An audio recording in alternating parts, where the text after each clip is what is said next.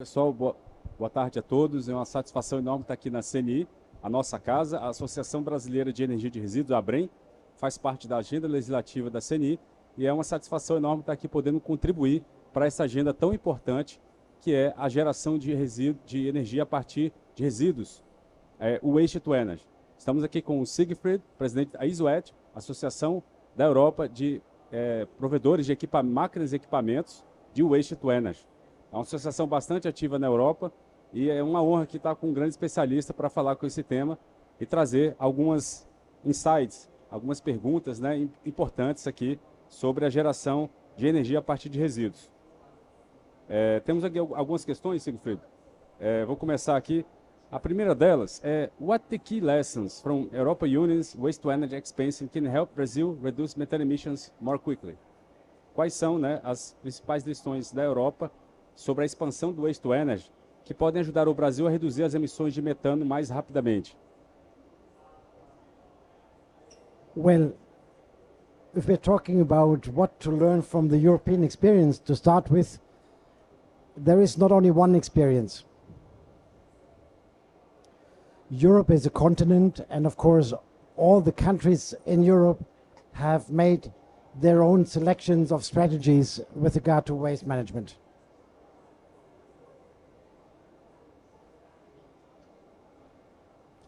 It's like a mirror of the world, so to say, except that Europe has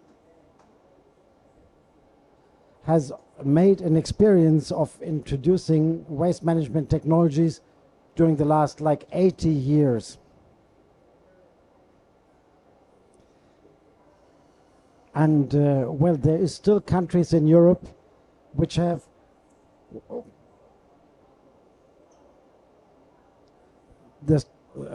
sorry, I was confused by the song. There's still countries in Europe where there is only very basic waste management, like in Eastern Europe, the countries which have been entered into the European Union in 2004, and there is the ones very much at the helm of development, like Germany, Netherlands, Poland, Denmark, and the like. Everywhere where there is a very good recycling rate and also a very high reduction of methanes compared to pre-1990 emissions, there is a high rate of waste to energy.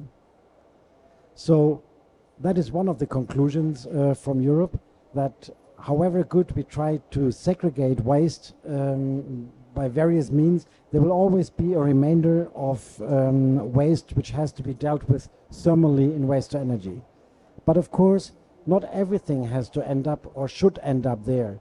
There is a good portion of waste, organic waste from households, for instance, which should be collected separately. And of course, that is also the case for large agglomerations as well as in rural areas. But of course, it is much more difficult in cities where people are normally a bit less disciplined, and well, there is it's a bit more anonymous environment. So there is a big educational issue there, which is not easy to overcome. And well, we can draw the lesson from here that also for a country like Brazil, these lessons need to be taken into account. So there should be different setups for rural areas and for large agglomerations, and there should be always a place for separate collection of organic and also of packaging and plastic waste. Muito bom, Siegfried. Agradeço pela pergunta, pela resposta às perguntas feitas. Agora eu vou tratar aqui, eu vou fazer um B2B, eu faço uma pergunta a você e eu trato aqui também do meu tema, né? A pergunta que foi feita para a gente aqui da ABREM é: quais são as principais regulações e barreiras institucionais que estão trazendo embaraços, né, dificuldades para a expansão do Waste to Energy no Brasil? Ou seja, quais são as principais dificuldades regulatórias institucionais, né? Basicamente, regulatórias. A gente não tem um marco regulatório de incentivo. Nós temos um marco regulatório de permissivo, ou seja, O Waste to Energy é permitido e é mandatório no Brasil, mas não tem uma lei de incentivo. Então é como se a gente fosse obrigado a fazer algo que a gente não consegue. E aí o país fica na ilegalidade. Nós temos um Plano Nacional de Resíduos Sólidos aprovado em 2022 que prevê 1 gigawatt de Waste to Energy no Brasil, por meio de combustão. Tem até a tecnologia lá. Muito claro. São 994 megas até 2040. Já era para a gente ter implementado 300 megas. E a gente só vai colocar 30 megas em operação em janeiro de 2027, na primeira usina, que é a URI Barueri, Unidade de Recuperação Energética de Barueri, que vai receber 875 toneladas por dia para o tratamento para gerar 20 megas de potência instalada de energia elétrica. Limpa, renovável, que limpa o meio ambiente, faz a higienização do resíduo não reciclável. E é claro, a gente precisa de atividades de compostagem, de reciclagem, acontecendo antes do envio desses resíduos para o Waste to Energy. Porque ele é a última solução, ele não deve receber resíduos que são recicláveis e que são passíveis de ser valorizados biologicamente por meio da compostagem, da biodigestão anaeróbia para produzir biogás e biometano. Então, falando também acerca das barreiras institucionais, né, regulatórias, para concluir regulatórias, nós temos um projeto de lei, que é o Programa Nacional do Metano Zero, PL 3311 de 2025. O autor é o senador Fernando Dueire, o relator na Comissão do Meio Ambiente é o senador Eduardo Braga. Esse projeto de lei prevê a criação de um certificado de origem para a geração de eletricidade do Waste to Energy. Então, como é que ele funciona? A gente criou um certificado de origem bem parecido aqui no Brasil, que é o Certificado de Garantia de Origem do Biometano, que foi aprovado ano passado no âmbito do combustível do futuro, e a partir do ano que vem a gente tem uma meta de 1% obrigatório de injeção de biometano na rede de gás, seja fisicamente por meio de certificado de origem. Então todas as empresas de gás vão ter que implementar 1% a partir do ano que vem de biometano. E esse modelo, a gente se inspirou nele para trazer para a energia elétrica, para cumprir o plano nacional que a gente falou que tem uma meta que não está sendo cumprida, que foi aprovado também por decreto federal. Então nós temos a oportunidade de criar então esse certificado que vai reduzir o preço da energia elétrica, trazendo crédito de descarbonização para aquelas empresas que geram energia a partir de resíduo sólido urbano não reciclável. E não só meio da combustão, mas da biodigestão anaeróbia também. Então a gente consegue fechar toda a cadeia da economia circular e não dispor mais resíduos em aterros sanitários, que esse é o objetivo que a gente tem na nossa legislação. A nossa lei é bem clara, ela fala que somente o rejeito deve ir para o aterro sanitário. E o que é o rejeito? O rejeito é o resíduo sólido que passou por todas as tecnologias disponíveis e economicamente viáveis. Olha, se a gente já está construindo 3 usinas de Waste to Energy no Brasil, São Paulo está fazendo mais 2 de 30 megas com 1.000 toneladas dia de capacidade, é claro que a gente tem viabilidade. A questão não é viabilidade econômica nem tecnológica, a questão é a decisão política e os instrumentos incentivos para que isso aconteça no Brasil. Então a gente tem projeto acontecendo em Brasília, Goiás, Pernambuco está discutindo já há muito tempo, Salvador, discussões acontecem em Santa Catarina, Rio Grande do Sul, Paraná, Rio de Janeiro.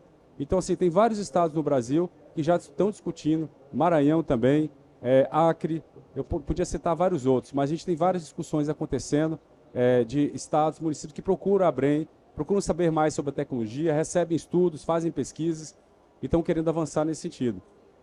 Então, as principais barreiras é isso, falta um marco legal de incentivo regulatório.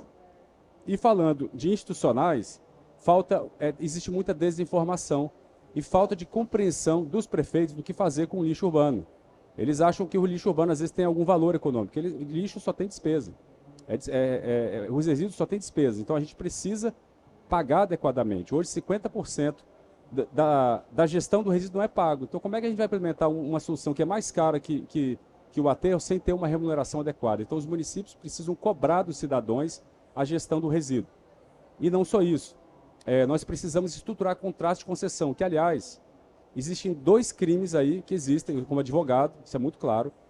Hoje, desde 2020, é proibido celebrar qualquer contrato que não seja concessão. Então todas as prefeituras já deveriam ter migrado para concessão, porque já passou 5 anos, esses contratos eram de 5 anos, eles já não são mais permitidos. Ou seja, todos os municípios do Brasil estão na ilegalidade, descumprimento de uma lei federal que determina que tudo seja feito por concessão. Todo o serviço de gestão de resíduos, desde a coleta, transporte, disposição final e destinação final.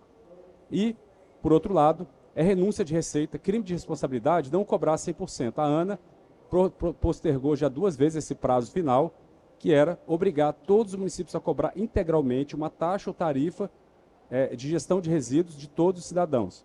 Porque a gente está tirando dinheiro da segurança pública, da saúde pública, do transporte, para colocar na gestão de resíduos. Ou seja, é um desvio de finalidade. E isso não pode. A gente precisa cobrar adequadamente da população que já paga pela água, paga pelo tratamento de água e esgoto, paga pela energia elétrica, mas não paga pelo lixo. Então, esse é um ponto. Então, essas são as principais barreiras institucionais que a gente tem, regulatórias, para o avanço do Waste to Energy. Agora, Siegfried, fazer uma pergunta para você. Como que a ISWET pode colaborar, né, e ver oportunidades no Brasil, tecnológica de cooperação com o Brasil, para avançar descarbonização e avanços na gestão de resíduos? Yeah, thank you, Yuri. I think SWET itself as an association can only help with some information material, but SWET's members, the producers of energy from waste technology, they can contribute quite a lot, because the good news for Brazil is that the technology is not new, it's proven for many years, it has been solidified, it has been optimized over many years throughout Europe, basically, and not only throughout Europe, also globally. So the technology is there, starting from composting to separation, anaerobic digestion, and energy from waste, of course. So the technology is ready to use, it just needs to be applied properly throughout Brazil. This is not only a technological challenge, I must say. The members of the association are also familiar with all the business models required to actually make this work, because there is a lot of contractual requirements to be fulfilled to make these projects a success. That starts with the development of a project, which is quite costly and for which somehow the costs need to be taken over, as well as for the delivery, the construction, but also the operation of the plant, where you need educated people. And the members of SWET have that know-how and that experience. So yes, we are more than happy to build these plants throughout the whole technological range throughout Brazil. E nós já temos, né, na verdade, essa cooperação, né, Siegfried? Você tem apoiado as nossas ações, divulgar informações sobre emissão de metano, de resíduos, e tem alguns associados seus, como a Canadev Inova. Você poderia falar um pouquinho sobre a Canadev Inova para a gente, sobre a Marte também, que é nosso associado, que são seus membros da ISWET? Well, Canadevia is one of my members. Actually, I don't hide that I'm also representing Canadevia Inova. We are market leader in Europe for the moment, and our business model is more enhanced than most of the others, because we have the whole portfolio in one company. So we do from anaerobic digestion to waste to energy, also from the development of a project to its operation. And yes, we also can finance these projects. Obrigado, Siegfried. Agora uma pergunta para mim aqui. Como a Brem tem trabalhado para gestão integrada, né, para integrar o Waste to Energy na meta do Brasil de redução de metano e nas políticas climáticas sobre a questão da redução de metano? Veja bem, isso é uma boa pergunta, né? É uma boa pergunta. Porque o que acontece? A gente tem uma meta do Planares, certo? O Planares, ele prevê o desvio de resíduos de aterros sanitários sendo decaindo para chegar em 2040 com 50% aproximadamente dos resíduos não sendo mais para aterro. Hoje 96% é aterro, e ele prevê essa redução. Na verdade, ele previa que em 2024 a gente não teria mais lixão, e simplesmente nada aconteceu. Não reduziu absolutamente nada. Nós continuamos deixando 41,5% para lixão. Na verdade, aumentou. Então, essa meta já não deu certo. E a meta de desvio de resíduos de aterros sanitários, que são aqueles destinados à disposição final ambientalmente adequada, previsto na lei, elas também não estão acontecendo. A gente não conseguiu aumentar a compostagem nem a reciclagem no Brasil. Então, durante já esses anos que passou o Planares, O que a gente observa é que se a situação continuar como está, não vai mudar.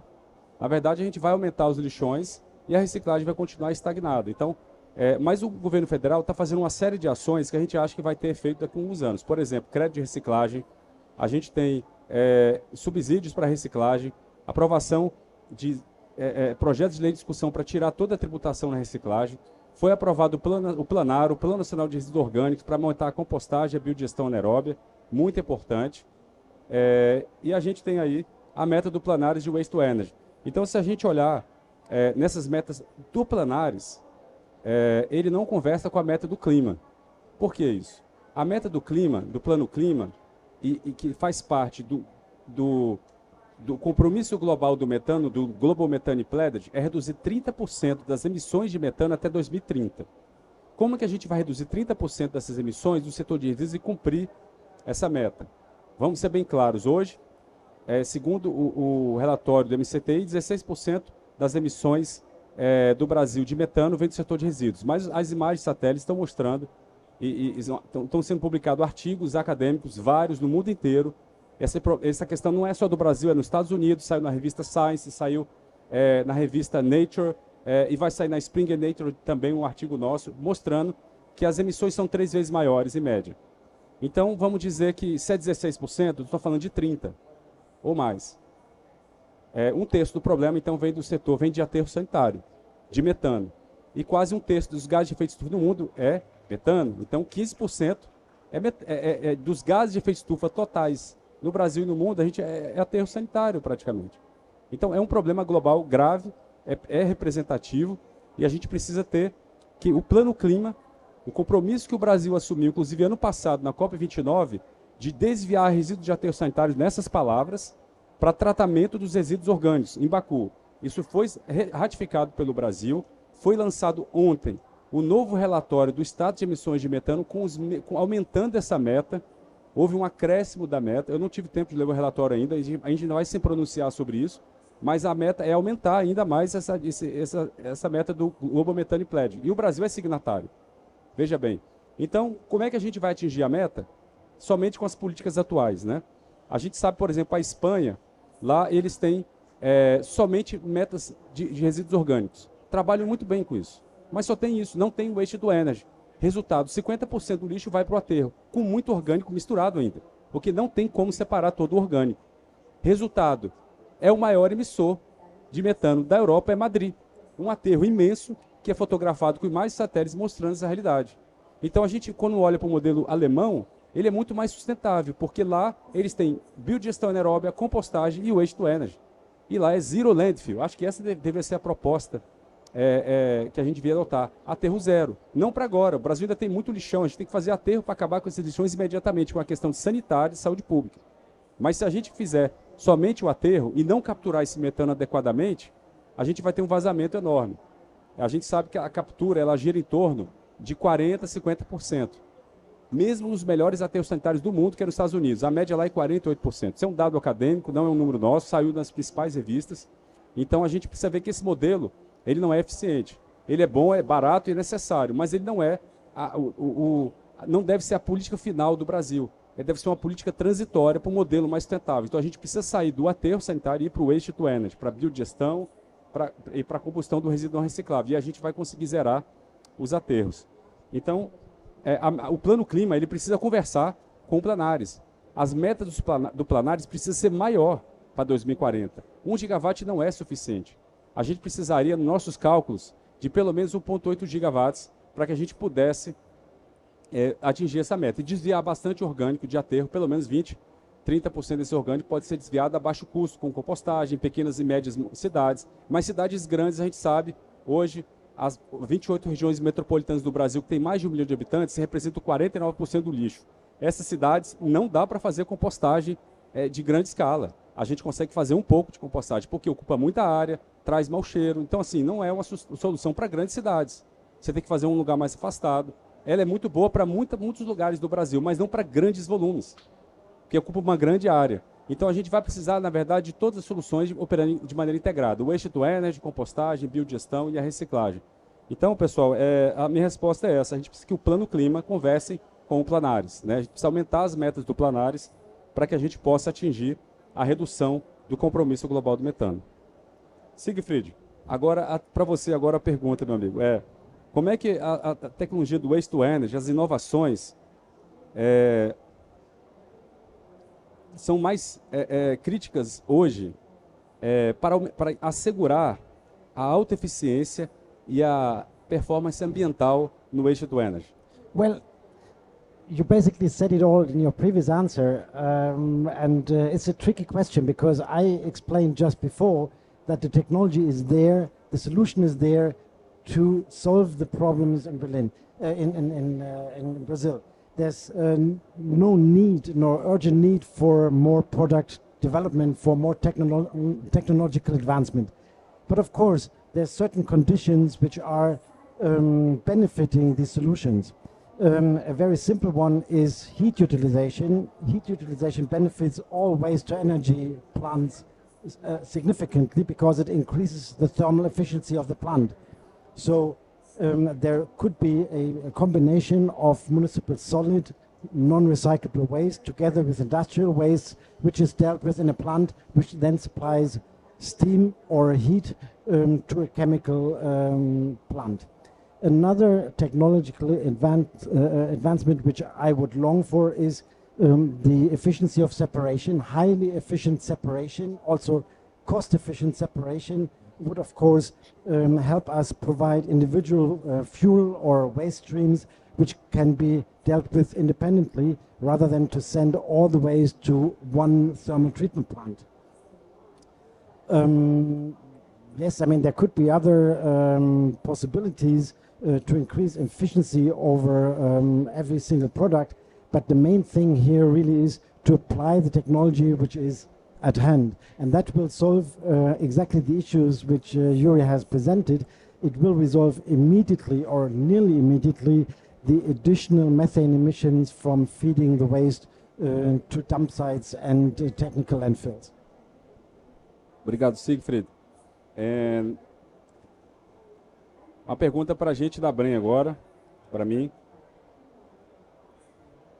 Qual é o real potencial do Waste to Energy que pode contribuir para a segurança energética no Brasil, redução de emissões e atração de investimentos? Então vamos lá.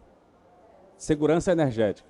O Brasil vive hoje uma crise energética sem precedentes. Nós temos aí uma rampa de 50 gigas que pode chegar em um dia. Em algumas horas, o operador nacional do sistema elétrico ele precisa cortar a geração de quase 50 gigawatts de potência instalada. Vale dizer, a gente está gerando 240. Tá? Então, pessoal, com quase 60 gigas de renováveis, isso é uma situação de equilíbrio, assim, de malabarismo, sabe? Muito sensível. Não por menos que por 2 vezes a gente já teve apagão no Brasil por conta disso. Então, pessoal, como é que a gente faz para assegurar a segurança energética? Nós temos 4 ingredientes na mesa. A lei federal tratou de 2, mas a gente tem mais 2 interessantes. Primeiro deles, bateria. Nós precisamos urgentemente instalar baterias no Brasil para poder capturar essa energia no horário de pico, solar principalmente, guardar ela e despachar em horário de pico mais tarde. Ou seja, a gente está tendo um excesso de energia renovável no período que tem mais insolação no Brasil, de 10, 11 horas da manhã até 3, 4 horas da tarde. Depois a gente tem uma falta de energia às 19 horas, aí tem que acionar a térmica, ligar a bandeira vermelha até 2. Não faz sentido isso. É um descompasso entre o planejamento e o consumo. Depois nós temos o problema, a outra solução que são as hidrelétricas reversíveis. Super importantes, foram endereçadas na MP 1304, baterias hidrelétricas reversíveis. Isso é super importante. Você pode bombear água no horário de excesso de energia, né? Você bombeia a água para cima do reservatório e você gera para baixo a água quando você precisa injetar energia na rede. Então você pode usar a água como bateria natural, muito sustentável e de baixo custo. O Brasil tem um potencial absurdamente grande, infelizmente somente agora isso foi regulamentado, né? O setor já está pressionando a ANEEL há muitos anos para fazer isso, mas agora finalmente foi. Mas a gente tem outras soluções. Nós temos o biogás. O biogás está sendo endereçado no Programa Nacional do Metano Zero, com certificado de origem para gerar energia elétrica a partir da biodigestão. A biodigestão é um processo que não tem vazamento de metano, ele gera 4 vezes mais energia que no aterro sanitário. Então, é um processo hoje muito utilizado, tem 1.600 usinas de biogás no Brasil, a gente gera quase 400 megas de potência instalada. A gente pode quase que aumentar significativamente essa produção com esse certificado de origem, que pode ser de resíduos urbanos ou da agropecuária. E, pessoal, a gente pode usar um gasômetro. Ele pode guardar biogás, né, por até 24 horas. Então você pode produzir o biogás, guardar ele por 24 horas, depois queimar ele no motor, no motogerador, e gerar eletricidade. Então veja bem, você pode despachar essa energia no horário que o preço do PLD está mais caro, que hoje o PLD é horário, então você pode despachar no horário que você precisa de energia, e no horário que você não precisa, que o preço da energia está mais baixo, você guarda. Então é uma atividade inteligente de você poder fazer uma usina híbrida, onde você já tem uma GD operando, já tem a conexão, já tem um relacionamento ali com a distribuidora, você pode usar a mesma rede, dobrando a sua produção energética. Então isso é uma atividade super inteligente que o Brasil pode estar adotando, complementar para garantir a segurança energética. E por fim, nós temos o Waste to Energy. O Waste to Energy é uma termoelétrica convencional, muito igual à biomassa hoje, que atende muito o setor elétrico. A gente pode gerar energia com até 95% de fator de capacidade. É uma térmica inflexível, porque você tem lixo toda hora sendo gerado e sendo depositado. E para viabilizar esse tipo de solução, não pode parar. Porque você acende a caldeira, esquentou, tem que ficar o ano inteiro operando. Aí depois você para uma semana para manutenção. Então ela gera 8.500 horas ano, com total segurança. Essas plantas não param. Elas vão garantir que vão entregar energia. E o lixo não falta no Brasil. O lixo não vai subir o preço. O lixo é um problema que tem que ser destruído. Então é uma termoelétrica que vai limpar o meio ambiente. É uma atividade, na verdade, de saneamento básico. Se a gente olhar para o Waste to Energy como preço e energia, a gente nunca vai comprar. Porque a energia custa em torno aí de 500 a 700 reais o megawatt-hora. As usinas menores 700, as menores 500. E as muito maiores, a gente pode chegar a preço de 250 a 300 reais o megawatt-hora. Me explica que termoelétrica você consegue no Brasil esse preço. O gás é mais caro, gente, gás natural. E o preço pode subir, a dificuldade de conseguir esse gás e ele polui mais. Então, assim, é uma termoelétrica verde, de baixas emissões, que reduz em 8 vezes as emissões de gases de efeito estufa comparado com a operação de um aterro sanitário que tem sistema de captura. Então, pessoal, segurança energética, redução das emissões, já falei, reduzimos em 8 vezes as emissões. Isso é um dado do 5º relatório do PCC, pessoal, não é um dado da ABREM, ele também é colocado por vários outros relatórios. O Brasil Energy Program, BEP, UK, financiado pelo Reino Unido, com chancela da Adam Smith Foundation e da Fundação Getúlio Vargas, fez um estudo há 2 anos atrás, colocando que no Brasil a redução seria 8,4 vezes. Então, se você comparar, tá bom, Yuri, mas você está queimando o lixo, tá bom, mas vai gerar o quê? CO2. E o metano? O metano é 86 vezes mais forte que o CO2. Então, quando você coloca na balança, o metano que vazaria do aterro e a emissão do CO2, e você subtrai os dois, você ainda tem carbon negative. Você tem uma usina que vai mais reduzir do que gerar. E o PCC é muito claro, você não coloca numa fonte de energia somente o que gera, mas o que você evita na outra ponta. Então você está evitando outras emissões. Senão eu também vou considerar que o biogás polui, né? Porque o biogás é queima de gás, que é metano, gera CO2. Mas você está tirando a emissão de metano da putrificação da matéria orgânica no meio ambiente ou em aterros. Então esse é o benefício da biodigestão anaeróbica quando você produz o biogás. Então, pessoal, redução de emissões é muito importante. A gente precisa do Waste to Energy.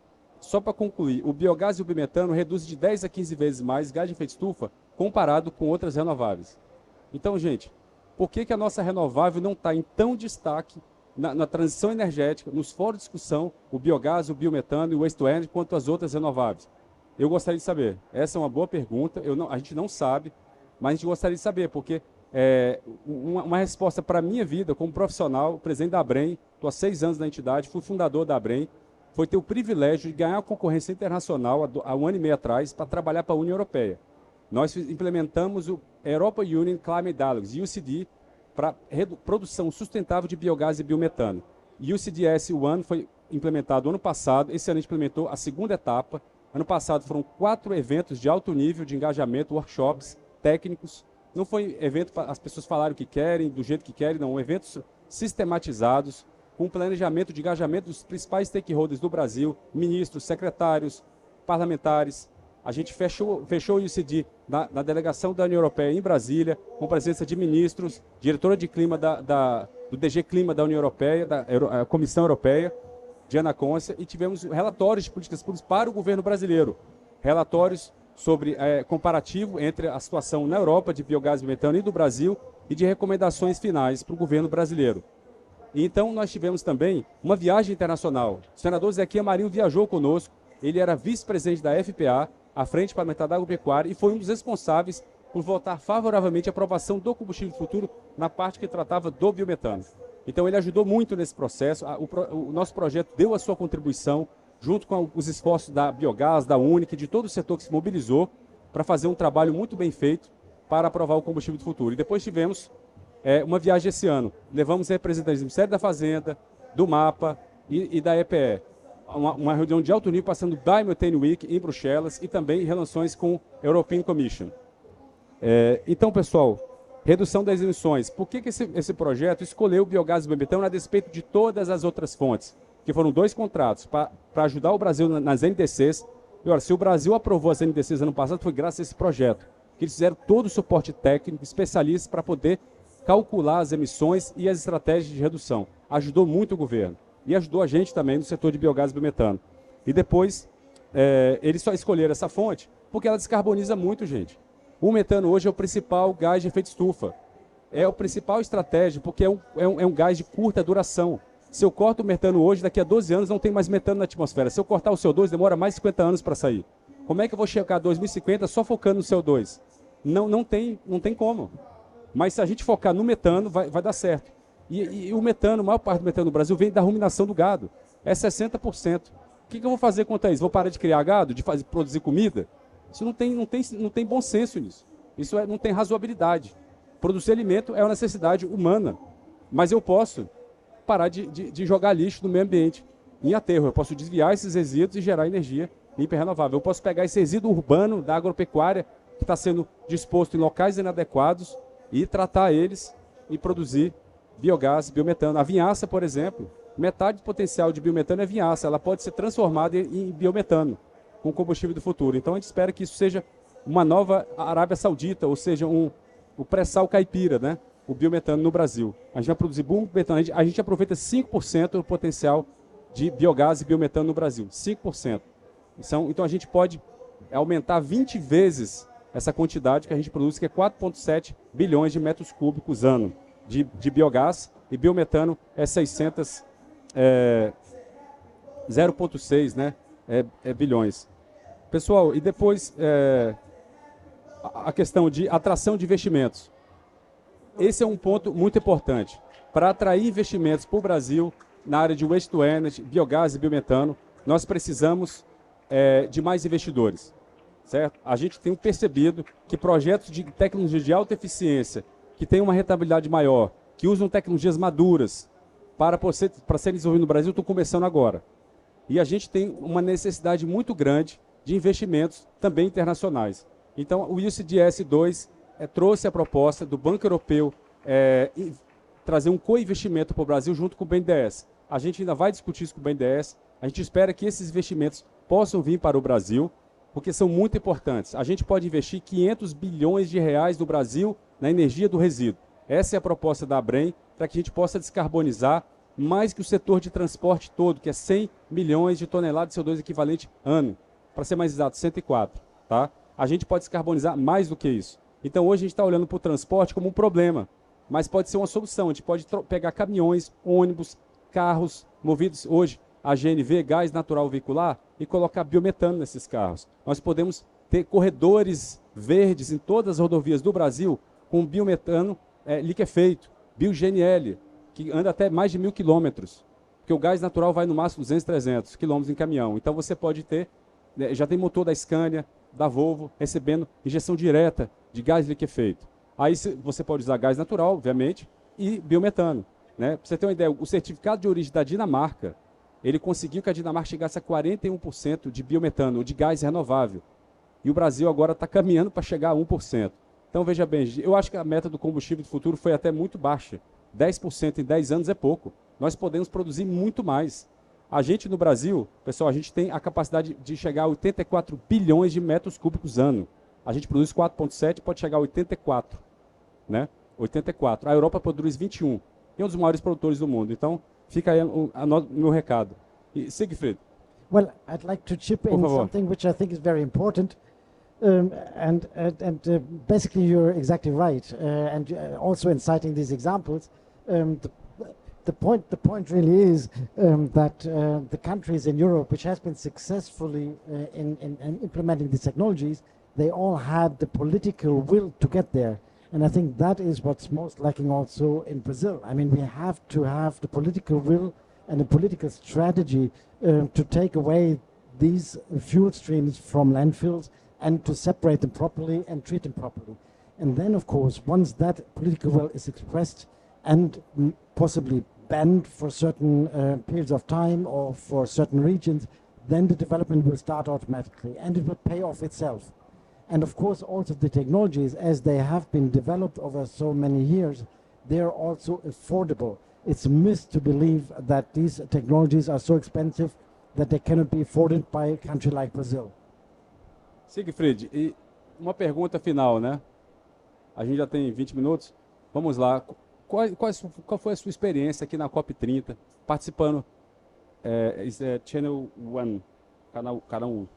Yes. Qual foi a tua experiência? You are here? Qual foi a sua experiência? What was your experience in COP30 about the waste management panel discussion that you participate all over the last week and this week?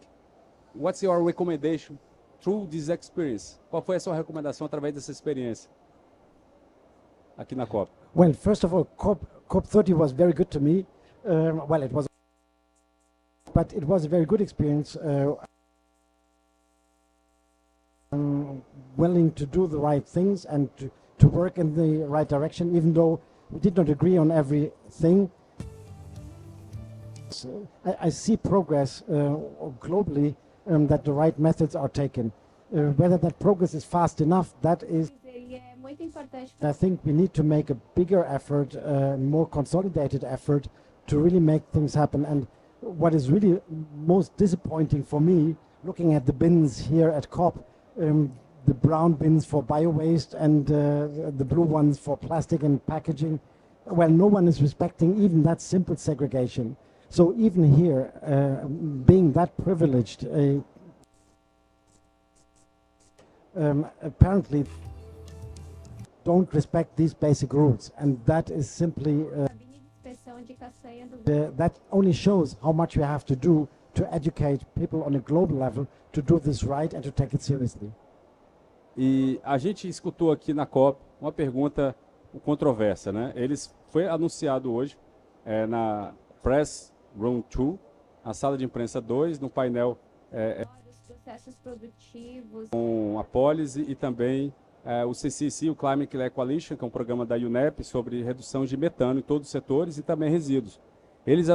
Foi dito lá por um time extremamente que no Brasil, com 2,5 bilhões de investimentos, ou seja, 12 bilhões de reais, seria suficiente para que a gente possa desviar 78% do resíduo orgânico de aterros sanitários e lixões com a tecnologia da compostagem. Né? Você acha que isso é possível, Siegfried?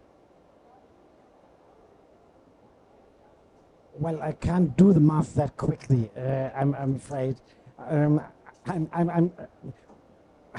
I'm not sure the amount is correct, but I'm sure that the effort needs to be made, and I'm sure that the effort pays off itself very quickly because you're saving money on the downstream part of the value chain. So you are by composting, you're generating valuable soil fertilizer. By anaerobic digestion, you can generate methane, which then can be brought back into the economy. So overall, I think the math, even though the 2.5 billion a figure I cannot judge, in essence, the order of magnitude is probably correct, yes. Mas é possível, só com compostagem e biodigestão, desviar. Veja bem, o Brasil, 50% é orgânico. É possível desviar 78% só com essa tecnologia? Eu tenho minhas dúvidas. Por exemplo, caso da Espanha, lá eles têm coleta seletiva, compostagem, tratamento mecânico-biológico para separação de resíduos e biodigestão. Só que eles taxam o waste to energy na Espanha, e principalmente em Madrid, porque é um lobby da indústria lá, que eles têm uma indústria muito forte dessa tecnologia de separação e de compostagem, enfim, foi o que eles escolheram. A Espanha tem o maior aterro sanitário da Europa, e essas imagens satélites mostram isso, de Madrid. É o que mais emite metano. E eles estão há muitos anos com esse problema, e não resolve, porque não querem fazer o waste to energy. Então, por mais que eles passaram vários anos investindo nesse método, que é complementar, não é total, você precisa ter os dois, eles não conseguiram. Então, eu tenho minhas dúvidas, como é que a gente vai chegar a 78% se a Espanha já há muitos anos não passa de 50%? Well, you're right. There is no chance that 78 are factually met.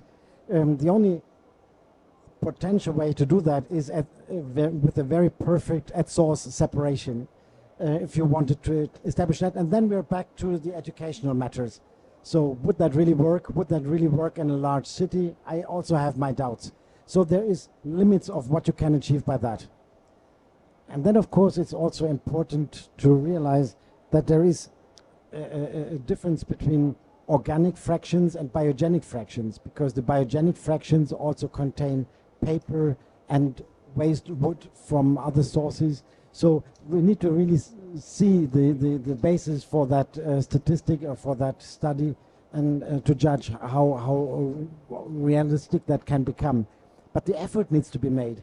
And in the end, if it's not 78%, if it's only 30%, that is the right thing to do. The right thing to go for that, and to separate as much as possible in a single stream, which then can be treated in composting or in anaerobic digestion, and then to treat the other streams as appropriate. Perfeito, Siegfried. Acho que foi uma grande recomendação para o Brasil.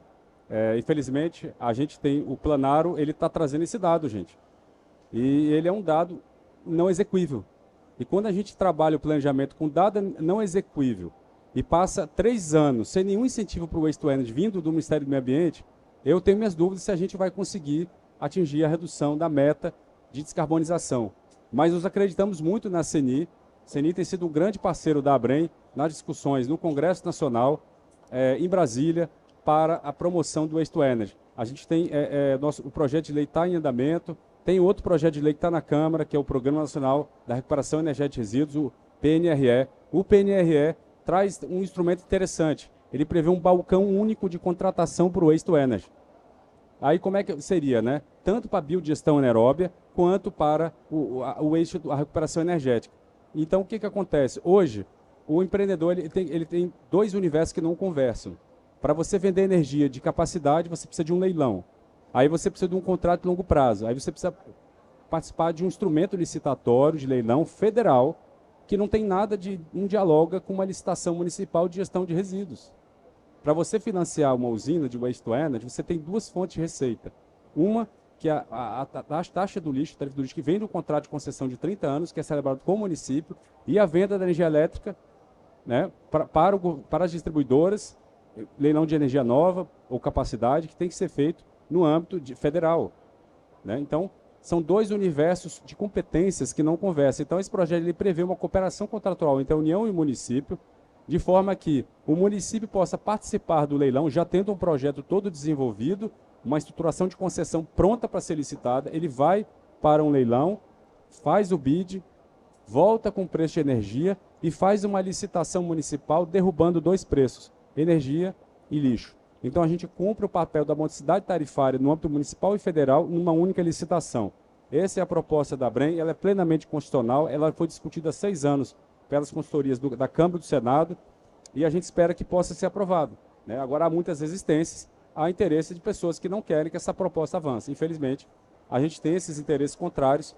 A ABREM tem trabalhado para convencer e incluir todos nessa solução. A nossa proposta, nos 2 projetos de lei, é que 1% do CAPEX, do investimento da planta, seja convertido em obrigação do concessionário construir instalações de reciclagem para cooperativas de catadores trabalharem, ou seja, esse é o maior programa social para catadores do mundo. São 1,8 bilhões de reais destinados a catadores, com instalações, com todos os equipamentos de segurança detalhados na lei, que são esteiras, equipamentos de proteção, prensas e áreas de compostagem. Ou seja, eles vão ter todo o material para compostar e reciclar o resíduo para que ele não vá para a waste to energy antes de ser tratado devidamente de forma adequada. Então, é uma proposta bastante factível, é de interesse de todos. A gente está trazendo a inclusão social para o setor de gestão de resíduos, da recuperação energética e da biodigestão anaeróbia. Então, Siegfried, a minha principal também impressão nessa COP é que faltou a inclusão da realidade. A gente teve uma discussão muito etérea, muito abstrata, né, nos painéis aqui atrás do Brasil, nos painéis internacionais, junto com o Climate Killer Coalition, que não conversaram com o nosso setor, infelizmente. E é o setor que está resolvendo o problema mundialmente. Né? Se a gente olhar para os números, né, os números mostram isso. Né? Dá o exemplo da Alemanha. 69% da Alemanha é reciclagem e compostagem, e 31% é waste to energy. Mas já foi 38%, 39%, foi reduzindo, porque eles melhoraram a segregação na origem, a coleta seletiva, aumentaram a reciclagem, aumentaram a compostagem. Ou seja, é um modelo que a gente precisa seguir. Né? E não dá para tirar o waste to energy, porque 31% lá é o waste to energy, tem quase mais de 100 plantas operando.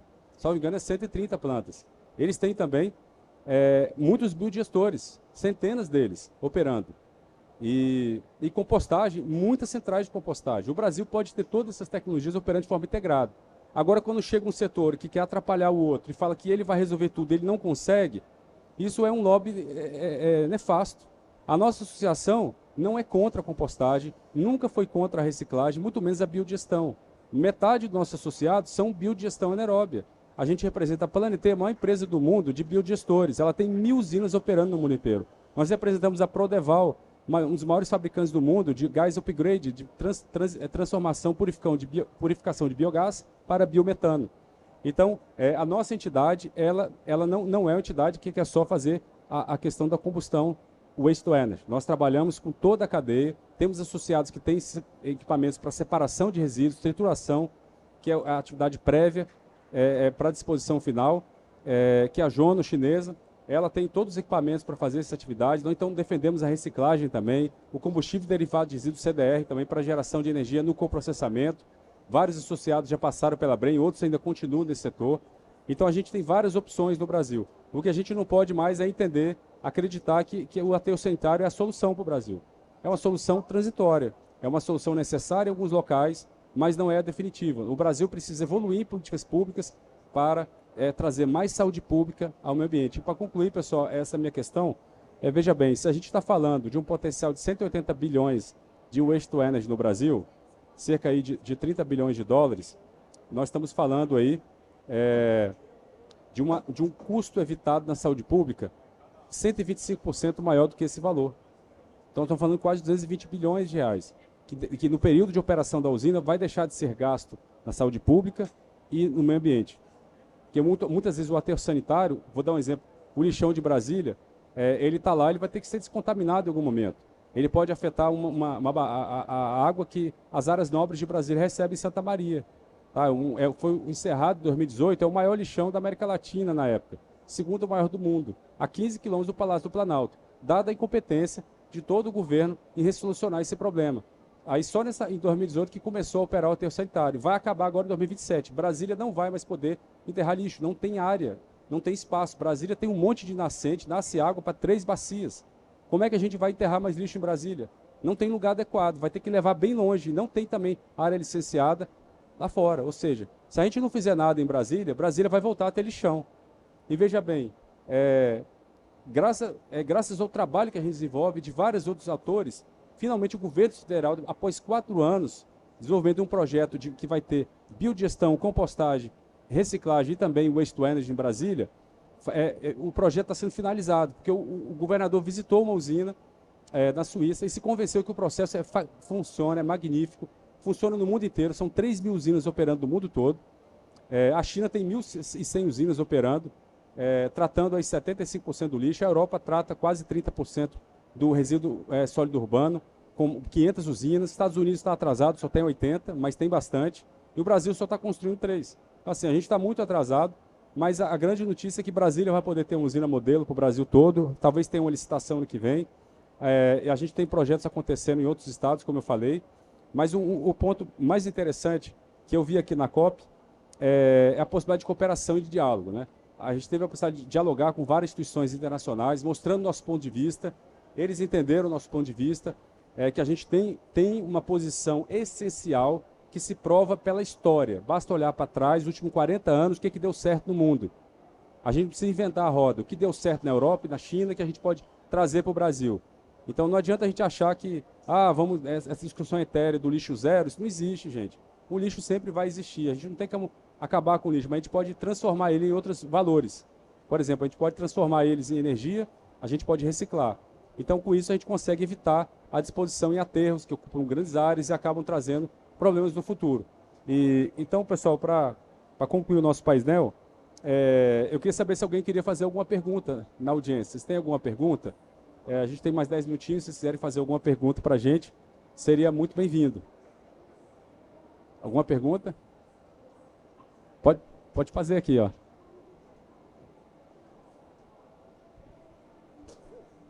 Eu tenho várias perguntas, né? Então, eu sou Rosângela Rezende, parlamentar do Estado de...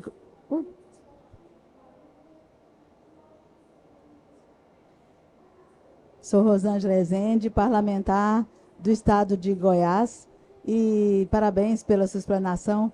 É uma luta o fechamento de lixões, nós estamos lá na origem do problema, então eu nem sei, só para parabenizar mesmo e perguntar o caminho, só reafirmar de tudo que vocês disseram, que o caminho é educação, eu entendi, vê se é isso, eu vou reafirmar se é isso que eu entendi, educação ambiental, reciclagem na ponta, né, na porta, para vir com qualidade, biogás, compostagem e usina. Então, o caminho está inverso. A gente deveria fechar lixões no Brasil, né? Fechar lixões, mas não fechar em aterros sanitários, em usinas, em waste to energy, é isso? Com a cadeia para trás de separação e não priorizar aterros sanitários, priorizar usina. Essa é a solução da ABREM?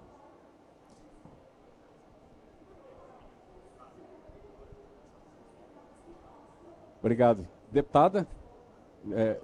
Obrigado, deputada. Exatamente isso.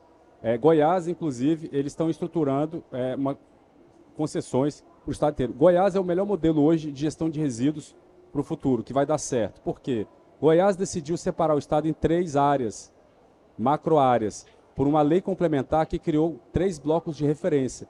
O problema é que no Brasil tem um modelo de consórcio. O consórcio ele pega uma região mais desenvolvida e deixa a outra de fora, porque é longe, é caro e vai encarecer aqui. Então eles não querem pequenos municípios e médios, eles se fecham ali no consórcio deles e deixam os outros de fora.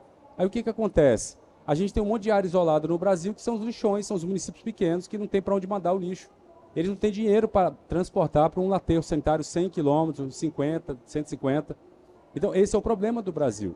Então Goiás está dando um exemplo, está seguindo o novo Marco de Saneamento 2020, que prevê esse modelo, que não é só consórcio, é bloco de referência, instituído por lei complementar, onde os municípios vão aderindo e você tem o Estado sendo protagonista. O Estado tem muito mais capacidade de desenvolver um projeto do que os municípios. Então o Estado de Goiás está fazendo 3 contratos de concessões, simples assim, para atender o Estado inteiro.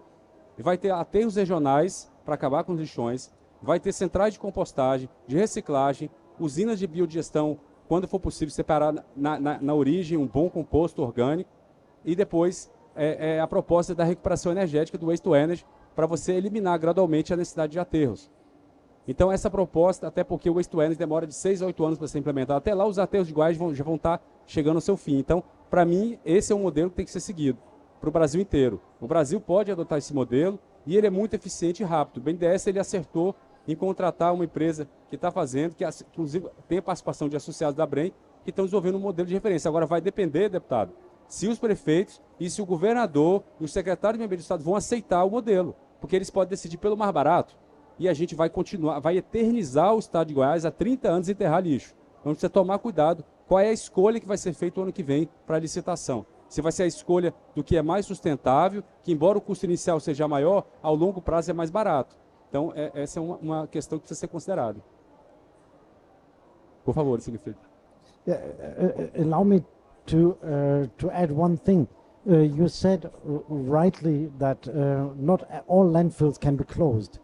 Of course, even in the future, even if the system, like let's picture ourselves in 10 years and everything would be installed, ideally there would be composting, there would be anaerobic digestion, there would be some waste to energy. But from waste to energy, there would always be a remnant of, well, hygienized and detoxicated remnants. Like 20% of the slag needs to be disposed of somewhere. That's the same case in Germany and other places. I don't want to create the myth that there is life without landfill. We are far away from there. But we would achieve to get organic fractions out of the landfill, and by that we would not have methane emissions any longer, which would damage the climate, and also we would much reduce, certainly the volume is reduced by 80%, but also there would be no dangerous leachates anymore, or that would be much easier to be handled, also for only a fraction of the volume. So you have benefits all overall if you apply the whole holistic system of waste management. Obrigado, Siegfried. Eu queria te perguntar agora o seu recado final, um minutinho para a gente encerrar, Siegfried. Obrigado. The last message, 1 minute, please. Well, I think there's a lot to be done, and I hope that it is being done. And as the sooner, the better. And we all know what's to be done, so let's simply pick up the shovel and do it. Obrigado, Siegfried. Minha mensagem final, gente, é agradecer imensamente a oportunidade da CNI, da gente estar aqui discutindo esse tópico tão importante, e contar com a colaboração de todos que estão aqui com a gente, contribuindo para essas discussões. Tá? Então, assim, a ABREM está de portas abertas. Nós temos dentro da ABREM a promoção de publicações na imprensa, relatórios técnicos. No nosso website tem tudo sobre o nosso setor. Nós temos um Guia Nacional da Recuperação Energética publicado há 2 anos, completo, mais de 100 páginas, mostrando esse modelo, tudo que precisa ser feito para os municípios adotarem um modelo de gestão sustentável integrado de resíduos, que é o que a gente acredita. Temos também o MBA em Recuperação Energética, foi lançado com o IBMEC, então é 18 meses de conhecimento. O formato dele é tanto para gestores públicos quanto empresas privadas que querem desenvolver iniciativas na gestão de resíduos no Brasil sustentável. Nós também temos na ABREM o nosso evento anual, e ano que vem vamos fazer 2 missões estacionais para visitar usinas. Então vocês estão convidados a se juntarem à ABREM para conhecer usinas na Europa e outros lugares, participar dos debates dos nossos eventos e nas publicações que a gente faz na imprensa. Então eu agradeço a todos, muito obrigado. Boa tarde. Thank you, Siegfried.